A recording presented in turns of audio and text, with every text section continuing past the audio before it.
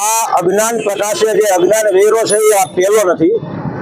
આની પહેલા એ નાગભાઈ બા વિશે ન બોલવાના શબ્દો બોલ્યો છે, ત્યારે એને માર ખાતો હતો, ત્યારે પણ એને માફી માંગી હતી કે હવે ભૂલ નહીં કરું। આ એની બીજી ભૂલ છે। આ એક નથી, આવા સેંકડો છે આ લોકોમાં હરામીઓ કે જે આ જ કામ કરે છે। રઘુવંશી અને સનાતન ધર્મે આ વખતે નક્કી કર્યું છે કે ફરિયાદ તો નોંધાવશું જ, અને જો હવે પછી આવી ભૂલ કરશે તો જેટલા સ્વામિનારાયણ મંદિરમાં સહજાનંદ રૂપે ઘનશ્યામ પાંડે, એના સિવાય જેટલા અમારા ધર્મના દેવી દેવતાઓના ફોટા અને મંદિર છે એ હટાવવાનું ચાલુ થશે। અને આ માત્ર વાત નથી, એને ખુલ્લી ચેતવણી છે। આજે અમે ફરિયાદ નોંધાવવા જાય છીએ। આ ખુલ્લો સાયબર ક્રાઇમ છે।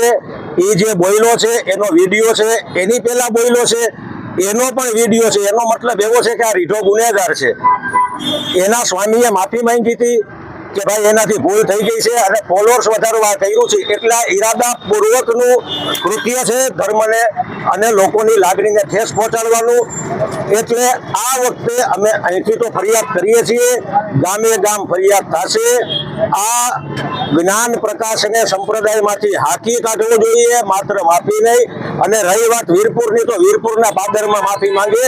આવા પાપીઓ માટે અમારા ધર્મસ્થાનમાં કોઈ જગ્યા નથી। વીરપુરના ગેટે છે ને દંડવત પ્રણામ કરીને માફી માંગે અને સંપ્રદાયમાંથી હાકી કાઢે, આ અમારી માંગણી છે। મારું નામ અશોકભાઈ ભગદેવ, રામધામ ટ્રસ્ટનો ટ્રસ્ટી છું જારીડા।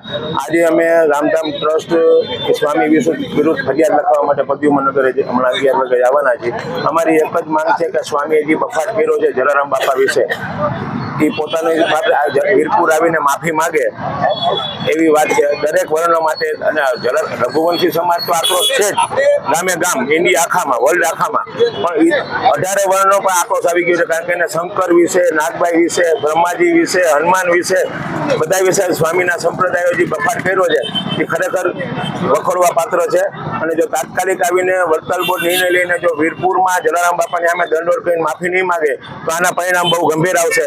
તે સ્વામિનારાયણ સંપ્રદાયના લોકોએ, સંતોએ ભોગવવા માટે તૈયાર રહેવું પડશે। અમારી એક જ માંગ છે કે વીરપુર આવી અને માફી માગો।